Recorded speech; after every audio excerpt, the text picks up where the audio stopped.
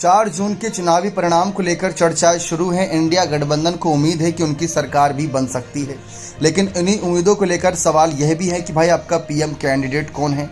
इसको लेकर अब राहुल गांधी के करीबी नेता जयराम रमेश ने बड़ा खुलासा कर दिया। जी हां, आप सभी को बता दें, कांग्रेस महासचिव जयराम रमेश ने गुरुवार को कहा कि इस लोकसभा चुनाव में इंडिया गठबंधन स्पष्ट व निर्णायक जनादेश हासिल करेगा और नतीजों के 48 घंटों के भीतर प्रधानमंत्री का चयन कर लिया जाएगा।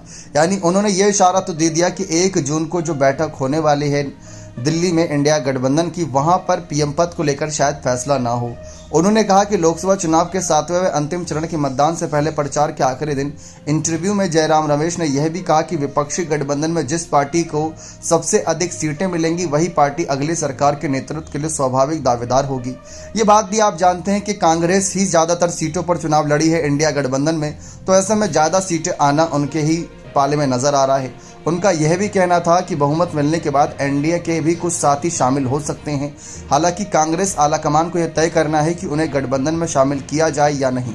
यह पूछे जाने पर कि चुनाव के बाद जनता दल यूनाइटेड के अध्यक्ष नीतीश कुमार और तेलुगु देशम पार्टी टीडीपी के प्रमुख एन चंद्रबाबू नायडू जैसे भाजपा के सहयोगियों के लिए इंडिया गठबंधन के दरवाजे खुले रहेंगे।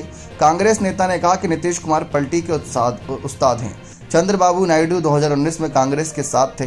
मैं बस इतना ही कहूँगा कि जब इंडिया गठबंधन के घटक दलों को जनादेश मिलेगा तो इंडिया गठबंधन में एनडीए के कुछ घटक दल भी शामिल हो सकते हैं। इसके साथ ही इन्होंने इस बात पर भी जोर दिया कि कांग्रेस आलाकमान खड़गे, सोनिया और राहुल को फैसला करना होगा। उन्होंने कहा कि इंडिया गठबंधन और एनडीए में सिर्फ 2 शब्दों का फर्क है। इंडिया से 2 आई निकाल देने पर एनडीए बचेगा। इन 2 आई का मतलब इंसानियत और ईमानदारी है।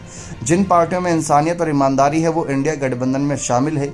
उन्होंने कहा कि लोगों से जनादेश मिलने के बाद गठबंधन की सरकार अधिनायकवादी नहीं बल्कि शासनवादी होगी।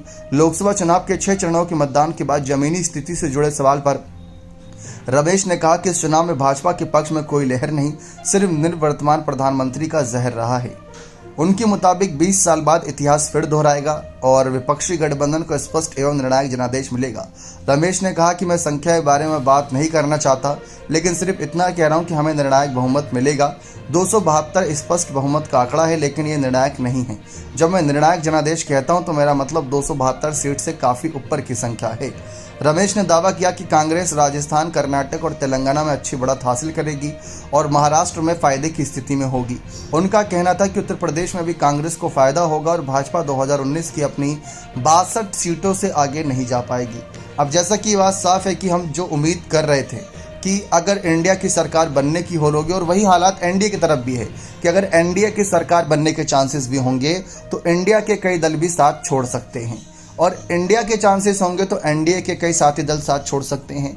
कई दल ऐसी फिराक में भी हैं जो इस उम्मीद में है कि भाई सरकार किसकी बने, ये तय होने के बाद हम भी किसका साथ दें। उसमें मायावती का भी नाम निकल कर सामने आता है, लेकिन 48 घंटे के अंदर यानी ज़्यादा इंतज़ार नहीं कराया जाएगा। जैसा कि साल 2004 के वक्त आप जानते हैं कि कैसे गठबंधन की स्थिति बदली थी, अचानक से मनमोहन सिंह का नाम फिर सामने आया था।